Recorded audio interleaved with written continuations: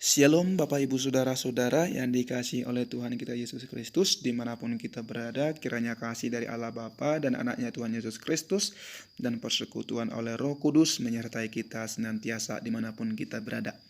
Bapak Ibu Saudara-saudara, hari ini kita akan membahas satu tema yang penting, yaitu pentingnya nubuatan kelahiran Kristus di Bethlehem. Bapak Ibu Saudara, mari kita membaca dari Mika pasal yang kelima ayat yang pertama, demikian bunyi firman Tuhan.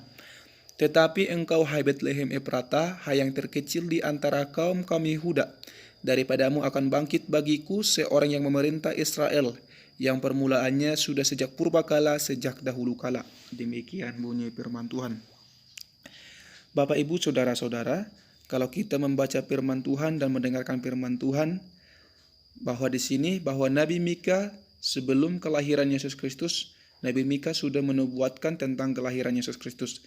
700 tahun sebelum kelahiran Yesus Kristus, bahwa Nabi Mika sudah menubuatkan tentang kelahiran Yesus Kristus, di mana ia akan dilahirkan dan di tempat mana dia akan dilahirkan. Bahwa Nabi Mika telah menubuatkannya lahir di Bethlehem Efrata.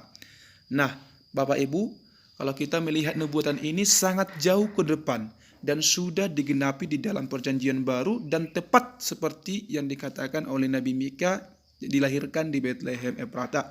Jika kita melihat di Matius pasal yang kedua ayat yang pertama.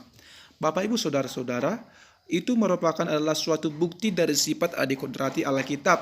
Artinya bahwa itu Alkitab itu merupakan sebuah supranatural yang sebelumnya dinubuatkan dan telah digenapi di dalam perjanjian baru.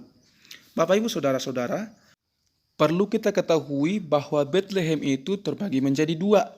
Yang pertama adalah Bethlehem Palestina Utara yang disebut dengan Bethlehem Jebulon.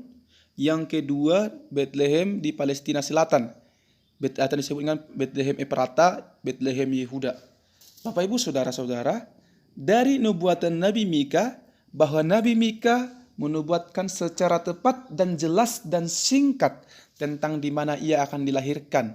Dari konteks kitab yang kita baca hari ini, bahwa ia akan dilahirkan di Bethlehem Efrata, bukan di Bethlehem Jebulon.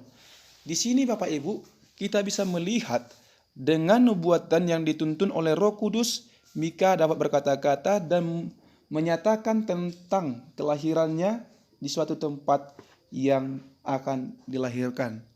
Dengan demikian, dengan penggenapan yang terjadi di dalam perjanjian baru, bahwa itu merupakan suatu bukti dari sifat adikodrati Alkitab.